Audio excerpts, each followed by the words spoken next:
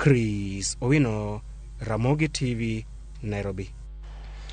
Piny owacho mar kaunti ma Migori ondiko jende 400 e kaunti no mangima e chenro mar kaunti mazingira program madhi konyo e keto ler e chirni kaachiel kod bombe ma kaunti ma Migori.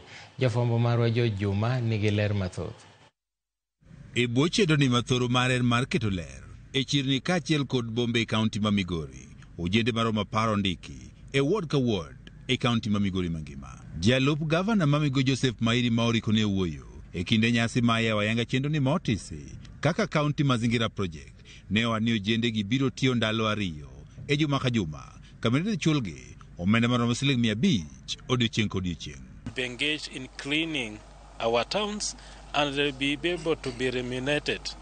I think they'll be getting, the day that they'll be working, I know they'll be getting 500 shillings per day so that they can keep doing. It's part of our government agenda. Eyo ni nitiere yude madhi complain we ginda ko kawgi. To mana kaka katibu osewacho to gi our deputy governor osewacho gi chair en ni kawuono en mano odiochieng' mar launch.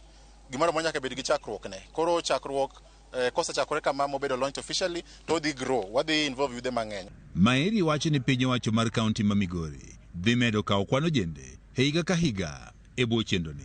The project is going to be sustained. We are seeing by 2027 we'll have recruited around 1.2 million youths across the county, because this is a year annual program that I know as the government have planned to sustain. Piny owacho mar kaunti ma Migori wacho ni ka opogore kod keto ler e chirni kaachiel kod bombe e kaunti ma Migori, chenroni bende kodhi chuogo tije ne ojende.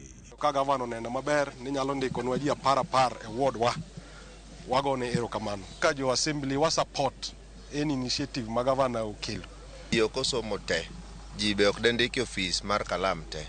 Nitie jo mabende jo Migori ka mabe jogo kura kendo gigolo suru to youth magwa e achiel kuom jogo ma gavana okelo program maber mondo gimbende giyud kaka ginyalo yudo andik tich en problem maduong' e county to ken mana Migori ka kende kuonde mang'eny tich onge to gik moko nitie mang'eny ma ka ng'ama tin otimo to embo nyalo konyo godo oganda kendo konyo godo community to embendo yudo kaka nweng'o matin. Chenroni mar mazingira project bire kindeno ma piny owacho mar kaunti ma Migori pod nitiere kod pek e yorego mag choko kaachiel kod puko yugi. George Juma, Ramogi TV, Migori. Speaker mar od bura